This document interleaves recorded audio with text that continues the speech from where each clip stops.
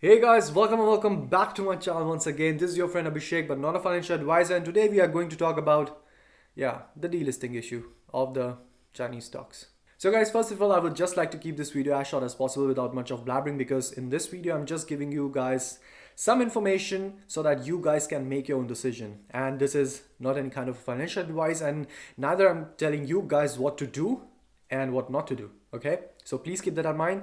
And without much blabbering, just let's cut to the chase. So I already made a video a few days ago about what's happening in the stock market, what is my strategy in this particular case and scenario. So I would just like to point out one thing. Nobody can tell you what the Fed decision would be in the next 2 weeks and what it's going to be. Is the market going to crash further? Is it going to recover? We don't know, and nobody can tell you. What we can do is make a strategy. That's it, based on the current scenario and whatever is going on with the market. We don't know at all what's going to happen next, if the market is going to correct itself down further because of the inflation or the supply chain issue, component shortage, whatever, guys.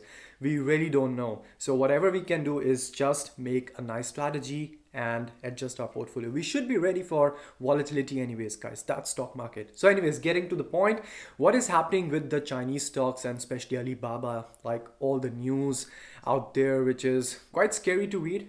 Yeah. And when I'm talking about news, guys, one thing I would like to clarify: never react to every news. Okay, news is for your information, but you shouldn't be reacting to everything what you read out there.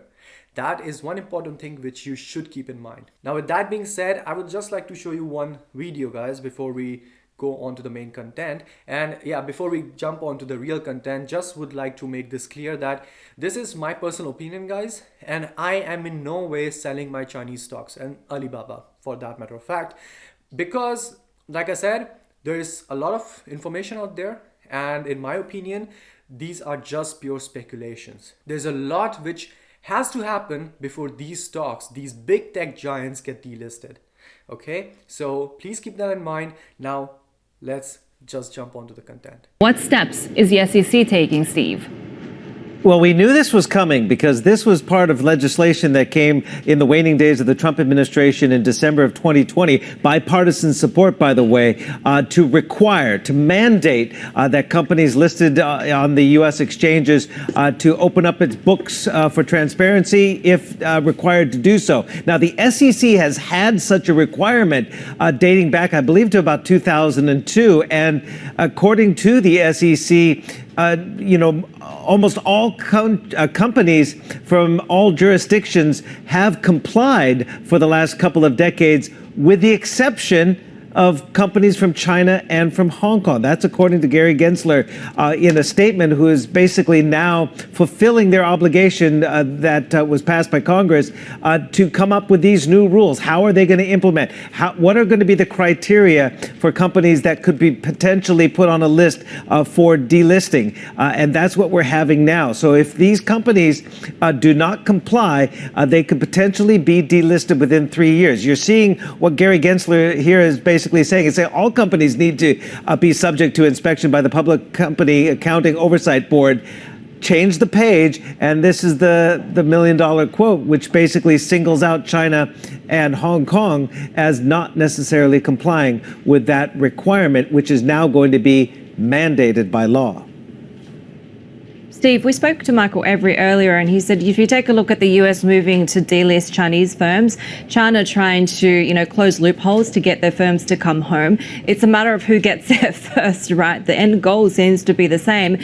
Is the end result just going to be further bifurcation of these two economies and these two superpowers?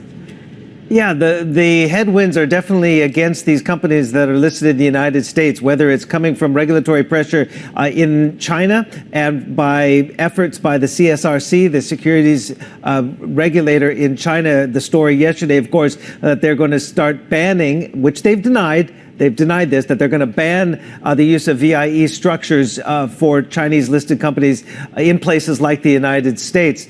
Now, that doesn't necessarily mean a delisting, but that could mean either a dramatic reshaping of the shareholding structure of those companies or possible delisting. And then again, where do they go from there? Could they be rehomed back here in Hong Kong? That is a possibility. So you're either getting pressure from the Chinese regulators or the U.S. regulators and the SEC for these companies. And that's why, the Golden Dragon Index, as you can see right here on your screen, has not kept pace. It's gone in the opposite direction of the overall NASDAQ Composite Index this year.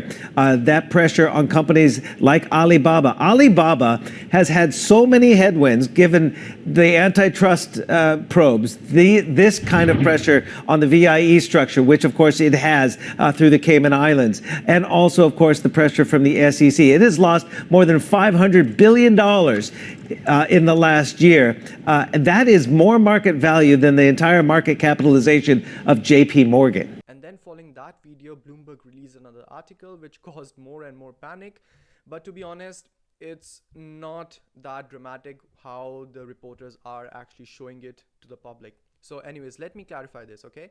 So this article said China is planning to ban companies from going public on foreign markets through variable interest entities. According to people familiar with the matter, closed a loophole long used by the country's technology industry to raise capital from overseas investors. So the variable interest entities are like, let's say, entities where the firms can use to go public and in a foreign stock exchange, and then they should be but complying to audits from the particular stock exchange where they are listed. Yeah, so there are two main concerns here which are raised by Bloomberg.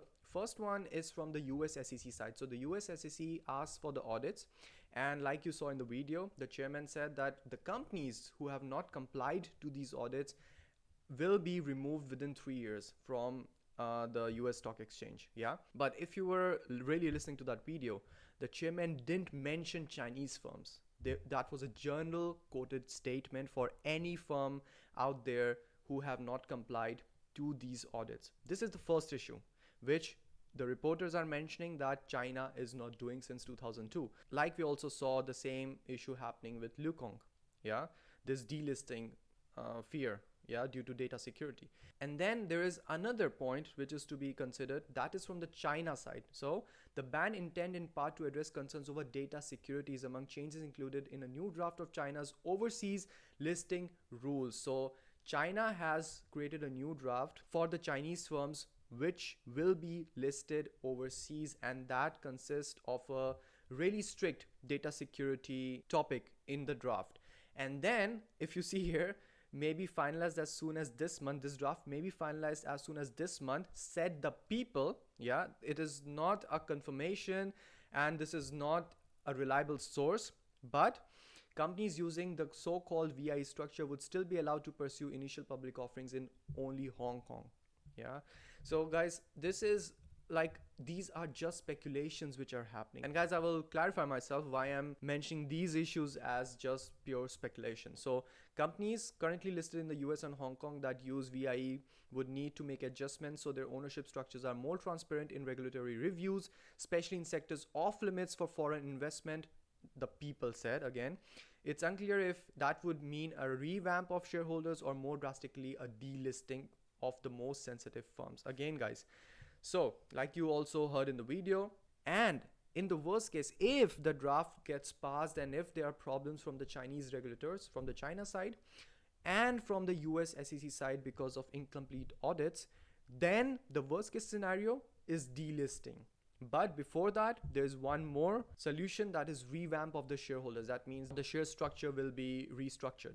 Now, coming back to the point why I am saying that these are pure speculations. And guys, here's the reason why I said that those issues might be just pure speculations. Now, I'm not ignoring those issues. I'm concerned about them, but of course, I'm not worried or panicking about those issues. Yeah, and neither I'm asking you guys to ignore those statements mentioned by the reporters or random people completely. Yeah, because I do understand, yes, there is a small risk involved of these firms getting delisted, but here you can see the Director General of CSRC, Shen Bing, said authorities are working very hard to prevent Chinese companies being delisted from the US exchanges. And guys, do you think Alibaba, Tencent, JD.com being one of the biggest Chinese software companies who bring more than $1 trillion market cap and revenue to the Chinese economy, these firms are gonna get delisted so easily. I mean, if China wants to make a global impact, do you think this is the way?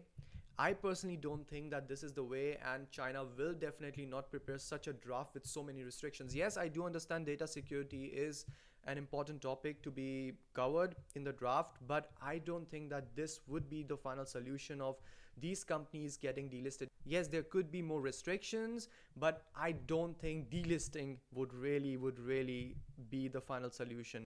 Yes, restructuring might happen for the shareholder stock structure, but that's it. But again, guys, that's just my personal opinion. And look at Alibaba, guys. It has come down to $111, guys. This is an amazing value. I mean, if I see the forward P ratio, I think it's below 5.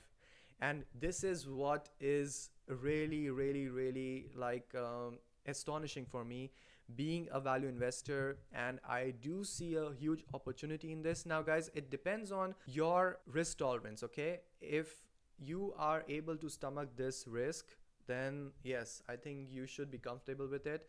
And if not, then by all means, I think you should be selling already your Alibaba stock. So guys, that's it. I won't be stretching this video, like I said. So these are some of the important factors and points which I wanted to mention. And like I said, I am not worried about my Alibaba or my Chinese companies which I have invested in, and that's why I am pretty calm. I'm not putting a lot of money into it, but I'm still putting a small and decent amount to lower down my average. And that's it, guys. That's all for the delisting of Chinese firms. So that's it, guys. That's all for today. And just like I said, this is just my personal opinion. And yeah, you have to make your own strategy. Don't listen to everything out there, or okay, listen to it, but don't react to everything what you read or listen out there.